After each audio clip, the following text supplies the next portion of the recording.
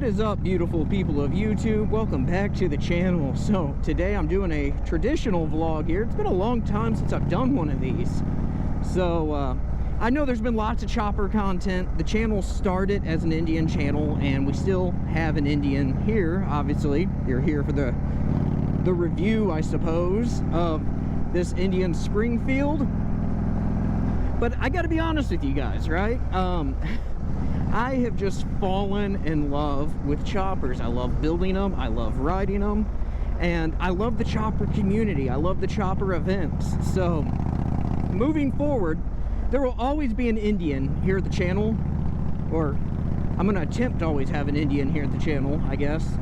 But I think I'm gonna be doing more and more chopper stuff just because, like, it's really my passion that I've come to find, right? So anyways, I've got some time in the seat of this Indian Springfield now. I picked this up at the beginning of May. I've rode it to Arkansas, I've rode it to Ohio. I have several thousand miles in the seat, and so I guess I'll share my thoughts on it, right? Now, before I share my thoughts on this bike, I already hear you guys clacking away at your keyboard. And no matter what I say, I'm gonna piss somebody off. It always happens, right? So this is my opinion. If you're watching this video to validate your own purchase, you're in it for the wrong reasons, right? So if you don't like what I have to say about my bike, then go shoot your own video. Because I'll piss the Harley guys off, I'll piss the Indian guys off. That's what I do, I piss everybody off. All I do is I share my opinion. So if you don't like it, you don't have to watch it. But if you do like it, do me a favor, hit that subscribe button, give this video a big thumbs up. So, I am absolutely in love with this Springfield. Absolutely in love. So we're gonna cut to the chase there. There are some things I don't care for, well, didn't care for. They're kind of already remedied. There are some things I'd like different. But overall, I love this bike. So the channel started, I had an Indian Roadmaster. That was actually the second Indian I ever had. Prior to that, I had a Indian Chief Dark Horse. So the entire reason I ended up with a Roadmaster was, even though I love that Chief Dark Horse, I miss that bike so much, I ended up with a Indian Roadmaster because I was a single father for a very long time. So I wanted to start traveling the country, and the only way that was going to happen was bringing my daughter along. And we had some amazing trips on that bike. I loved it. We made a lot of memories on that bike. It went to something like 27 or 28 states.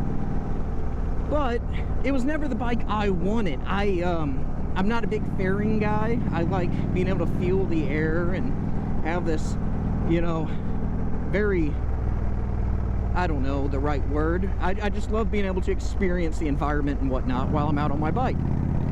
The Roadmaster kind of deprives you of that. So, but my daughter, her comfort mattered to me, right? So having that tour pack so she could be comfortable mattered. Having all the stuff that was on that Roadmaster mattered, because it meant if she was comfortable, I could ride more. But last year I got married, me and my wife, we honeymooned on the Roadmaster, and then the bike started to sit. And why was it sitting? Because I wasn't traveling the way I used to. You know, before it was nothing for me to take 2-3 weeks off, maybe a month off, and me and my daughter just go get lost traveling the country. That doesn't happen now. So now I go on a trip for maybe a week, 4 or 5 days. So, and I've also been traveling alone now, so I can focus on what I want in a bike, which is this. I prefer a windshield over a fairing, and on a chopper, I don't mind it not having a windshield, but on a bike that I'm gonna go and grind huge miles with, I want something to break the wind, right? But my wife also, she didn't like the Roadmaster. She didn't like the tour pack. She didn't like how it positioned her. So I had to take all that stuff into consideration, because my wife wants to travel with me sometimes. So we ended up trading that in. We got this Indian Springfield, and I've been absolutely in love with the bike. There were things on this bike, accessories that were done to this bike that remedied a lot of the issues I had with that Roadmaster. So my Springfield is not stock. It is nowhere near stock. So what I love about my bike may not apply to you. First up is these ape hangers. I love them. Now, when I first got the bike, they were rolled all the way forward, and it kind of made you sit hunchback. I didn't like that. So what I ended up doing was rolling these back a bit. Now I can sit back in the seat, kind of relax, and it's enjoyable. So the higher handlebars made a big difference for me. Also, my big beef with the Indian Roadmaster, which the Chief had the same issue, all the Indians have the issue, is the heat that comes off this engine. And the reason that heat comes off the engine the way it does is where the catalytic converter is placed. All that heat backfeeds into the engine, and it makes sometimes for an uncomfortable ride. Well, this bike has Freedom True Dual exhaust on it. Ooh, got a little squirrely there. It's a bit louder than I personally care for, but I've kind of grown to love it. But the heat is no longer an issue. It is so amazing. So whenever I found this bike, that was a big part of the deal.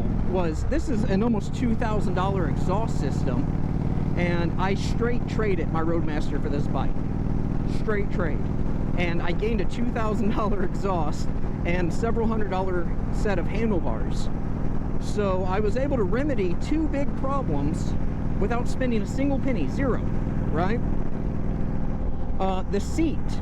I did not like the stock Indian seat. The Roadmaster seat was horrible, but I put my Saddlemen on that. Now, on the Springfield, the stock Springfield seat, I personally feel it is better than the heated seat that comes on the Roadmaster. But after riding to Arkansas on that thing, it quickly became apparent that I did not want to log long miles in that seat. So I've got my old Saddlemen seat. I kept it, and it is now on this bike, and I love it. The wife and I, we did 560 something miles from our house to Cleveland, and we did that in one haul, and it was no issue.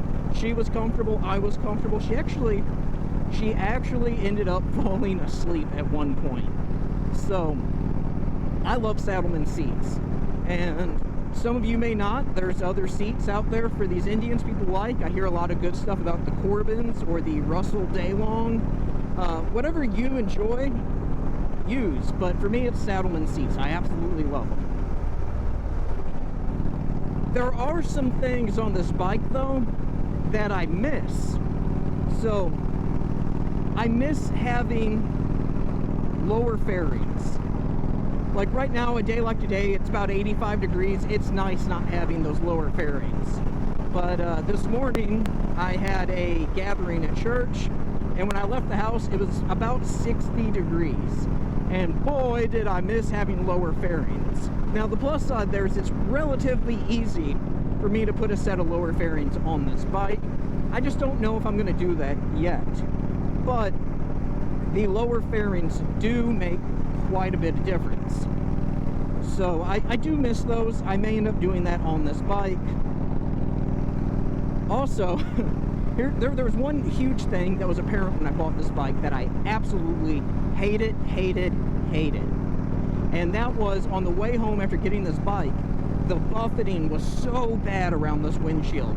You would get the bobblehead going down the interstate. Anything above 65 miles an hour, you just bobblehead so bad. It was kind of nauseating. But that was an easy remedy. I got some lower wind deflectors for the forks, put those on.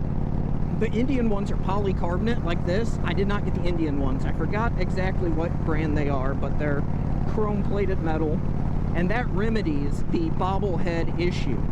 And that's a common thing on a lot of bikes. I know on the Harley-Davidson Heritage Classics, it's a common thing to have to do.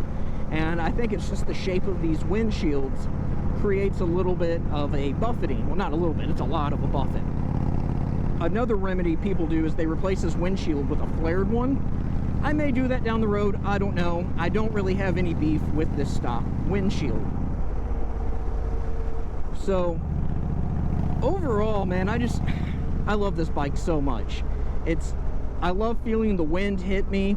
It's, I think, 150, almost 200 pounds lighter than the Roadmaster, so you really notice that in the acceleration. And this is one of my favorite roads around here to ride. This bike, like all the Indians, it leans so well. I can drag the floorboards through the corners all day long. The air ride suspension is just amazing. There's really not a whole lot to complain about. Now, this bike is a 2016, so it has a couple things that have worn on it, which you expect. It happens with time. So my fuel gauge is about completely clouded over. I've already acquired a new one, so I got an amazing deal. My local dealer, it's a $200 gauge. My local dealer was running a 75% off all accessory sale, so I got that for $57 after tax. So I will replace that this week. My speedometer, it seems the seal around it may have failed, and it lets a little bit of moisture in. You may be able to see that right now. It's a little clouded. In the early morning, you notice it. As the day goes on, it's not an issue, but it is something that has happened. So sometimes what you'll see on these Indians too, this one's not doing it yet, is this chrome will start to peel. This is just chrome plated plastic. It's plastichrome, and that does happen. So this one's not doing that yet. My Roadmaster did it real bad. And again, being a 6 going on a 7-year-old bike, my TPMS sensors are starting to fail. They don't always read. It's not that big of a deal. You just check your tire pressures. But whenever I wear this set of tires out, I will put 2 new sensors in. Overall, this bike, it's got all the power you could ask for. This does have the full stage 1 with the exhaust and the intake and the tune. I've thought about doing the 116 kit. I really don't know if I need to. The bike has plenty of power for me, and it gets decent fuel economy. If I set the cruise control to 70 miles an hour, I can get about 220 miles on a tank of fuel out of this bike. So it's kind of hard to complain about. Everything else on the bike is absolutely phenomenal. The standard Springfield, I feel, is a bit of a better deal than the Dark Horse, because the Dark Horse, you give up the windshield, you give up the mini floorboards in the back, and you give up the brake pedal. The brake pedal turns into a peg on the Dark Horse. Yes, you get the mini apes, but you lose the crash bars. You lose about $2,000 in accessories on a Dark Horse, and you have to pay more for the Dark Horse over the standard Springfield. Yeah, you get the 116, but to me it's just not really that big of a deal. It doesn't make that much more power.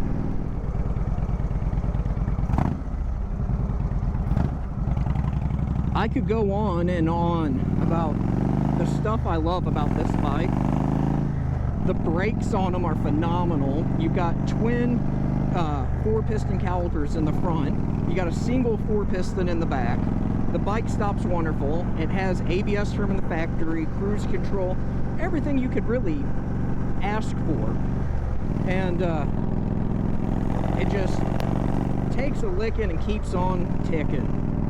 So a big complaint I hear from people about why they would never buy one of these is the lack of dealer network, which to me is an absurd statement, right? So yes, there's not as many Indian dealers. I have, what now, going over 60,000 miles on Indian motorcycles. I've only ever needed a dealer one time, and it wasn't that big of an issue. The bike was completely rideable. I had the front wheel speed sensor fail on my Roadmaster, and I lost the speedometer. Probably help if I downshifted there. When I lost that speedometer, I rode across 3 states until I got to a dealer and was able to get the sensor. It took me 5 minutes in the parking lot to fix the bike. Now, where I was at in the country, out near Yellowstone and all that, there were no Harley dealers either. So I don't know what you guys expect for a dealer network. And also, I don't know your guys' experience with dealers, but my personal experience is the dealer's never once really been helpful when you need them anyway. So you go in, they're like, yeah, we'll get to it in 3 weeks. Well, that doesn't help me. I'm on the road. So really the key to any motorcycle is maintenance before you leave. Maintenance will get you much further. So anything that would take one of these Indians out on the road to the point that you need a dealer would probably take a Harley out also. And it would be something that you'd probably be down for a while with. On these Indians, you know, the primary is completely gear driven. The cams are gear driven. Everything on this bike is pretty robust. And mechanical failures aren't really an issue on them. From my understanding, on the Challenger Roadmaster, there's some electrical gremlins, right? But any bike, any vehicle, when you start adding all of the GPS and the speakers and the hoop-de-doop and blue-block crap, you're gonna run into electrical problems. The more crap you add, the more problems you're creating. And that's where the Springfield shines, right? You don't have any of that crap. You don't have heated grips. You don't have a heated seat. You don't have a radio. You don't have a GPS. There's just less to fail. You have an engine, 2 tires, and a speedometer. Like, there's really nothing to fail on this bike. Woo! These Indians, man, they ride like a total dream. I don't know how well it comes through on camera, but this is a super bumpy road, and this bike just eats it up. It's just so phenomenal. I guess, I don't know if this was a review. I don't know what this video was. But I'm just sharing my experiences on my Indian Springfield with you guys. I love this bike. I absolutely recommend the Indian Springfield. I recommend any Indian bike. So if you came here hoping that I was going to hate this bike, I'm sorry. That's not the case. I love it. It's an amazing bike. So that's going to pretty much wrap this video up. If you guys can do me a favor, give this video a big thumbs up, subscribe if you're not subscribed, leave a comment below. In the description box, there's links to all of our social media, as well as our company website, hotheadstalls.com, where we make and sell everything for horses. I will see you all in the next one. I love each and every one of you, and I'm out of here.